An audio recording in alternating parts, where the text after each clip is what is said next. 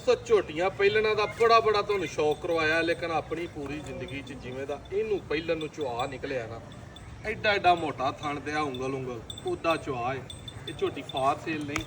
ਇਹ ਸਾਡਾ ਇੱਕ ਭਰਾ ਏ ਅਲੀ ਨਾਸਰ, ਉਹਨਾਂ ਭਾਈ ਹਾਫਸਾਬਾਦ ਤੋਂ ਪੀਰਕੋਟ ਸਾਨੀ ਪਿੰਡ, ਉਹਨਾਂ ਨੂੰ ਇਹ ਝੋਟੀ ਦਿੱਤੀ ਏ। ਇਹਦਾ ਤੁਹਾਨੂੰ ਸ਼ੌਕ ਕਰਵਾਉਂਦੇ ਆ ਤਸੱਲੀ ਦੇ ਨਾਲ ਖੋਲ ਕੇ। ਝੋਟੀ ਮੂੰਹ ਦੋਂਦੀਓ ਝੋਗੀ ਏ, ਲੱਗਦੀ ਏ ਪਈ। ਤੇ ਸ਼ੌਕ ਜਿਹੜਾ ਝੋਟੀ ਦਾ ਮੁਕੰਮਲ ਕਰਨਾ, ਜਿਹੜੇ ਪ੍ਰਦੇਸ਼ ਭਰਾ ਬੈਠੇ ਨੇ, ਨਾਸਰ ਖੋਲ ਕੇ ਜ਼ਰਾ ਸ਼ੌਕ ਕਰਵਾ ਝੋਟੀ ਪੂਰਾ ਤਸੱਲੀ ਦੇ ਨਾਲ। ਬੜੀਆਂ ਪਹਿਲਾਂ ਆਈਆਂ ਤੇ ਬੜੀਆਂ ਗਈਆਂ, ਪਰ ਇਹਦਾ ਵੀ ਜਿਹੜਾ ਨਾ ਇੱਕ ਇੱਧਰ ਨੂੰ ਟੋਕ ਪਰਾਂ ਝੋਟੀ ਜਿਹੜੇ ਤਾਜ਼ੀ ਸੂਈ ਹੈ ਬੋਲੇ ਦੇ ਵਿੱਚ, ਤੇ ਦੁੱਧ ਛੁੱਤੇ ਤੇ ਹਲੇ ਆਸਤਾ ਚੜ੍ਹੇਗੀ। ਹਈਏ ਤੇ ਉਹੀ ਇਹਦੇ ਕੋਲ 12-13 ਸਿਰ ਬੋਲ ਆਈ ਹੈ। ਪਤਾ ਜੀ ਕਿਸ ਤਰ੍ਹਾਂ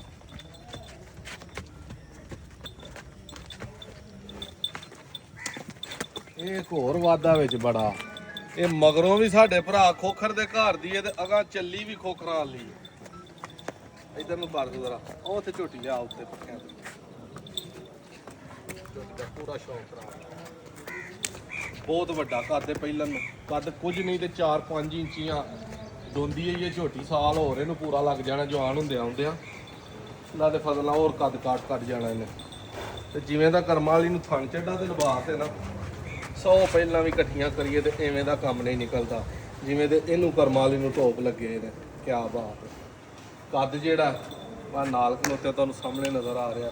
ਇਸ ਤਰ੍ਹਾਂ ਦੀਆਂ ਪਹਿਲਾਂ ਜਿਹੜੇ ਭਰਾ ਲੱਭਦੇ ਨੇ ਜੇਨ 'ਚ ਰੱਖਿਆ ਕਰੋ ਕਿ 15-20 ਲੱਖ ਰੁਪਈਆ ਜੇਬ 'ਚ ਪਾ ਕੇ ਤੇ ਫਿਰ ਇਹਨਾਂ ਦਾ ਸ਼ੌਕ ਹੁੰਦਾ। ਸਸਤੇ ਭਾਅ ਵਾਲਾ ਦੌਰ ਜਿਹੜਾ ਨਾ, ਉਹ 4-5-3 ਲੱਖ ਵਾਲਾ, ਉਹ ਫਿਰ ਗੁਜ਼ਾਰਾ ਹੁੰਦੀਆਂ ਨੇ। ਬਾਕੀ ਫਿਰ ਇੱਕ ਵਾਰੀ ਸ਼ੌਕ ਕਰਵਾ ਝੋਟੀ ਦਾ, ਤੇ ਝੋਟੀ ਨੂੰ ਥਣ ਚੱਡਾ ਕਰਮਾਂ ਵਾਲੀ ਨੂੰ ਅੱਲਾ ਨੇ ਕੈਸਾ ਲਾਇਆ।